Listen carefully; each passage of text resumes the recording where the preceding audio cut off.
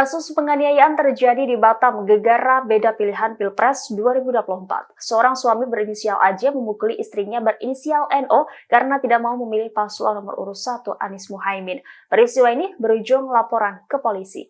Kanit Reskrim Polsek Batu Haji Ibtu Muhammad Yuda Firmansyah membenarkan korban membuat laporan ke Polsek Batu Haji pada Kamis 15 Februari. Ibtu Muhammad Yuda lalu menceritakan kronologis penganiayaan di Batam itu pada Rabu 14 Februari. Ketika itu AJ meminta agar NU mencoblos paslon nomor urut 1. Setelah selesai pencoblosan, tidak ada masalah.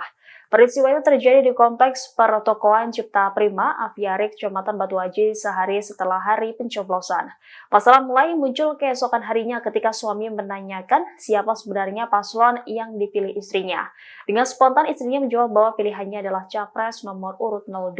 Mendengar jawaban tersebut, AJ langsung tersinggung dan sempat terjadi perdebatan karena sebelumnya suaminya sudah meminta agar istri memilih 01.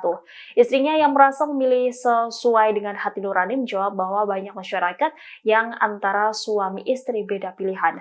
Mendengar jawaban tersebut, AJ tidak terima dan langsung memukul istrinya.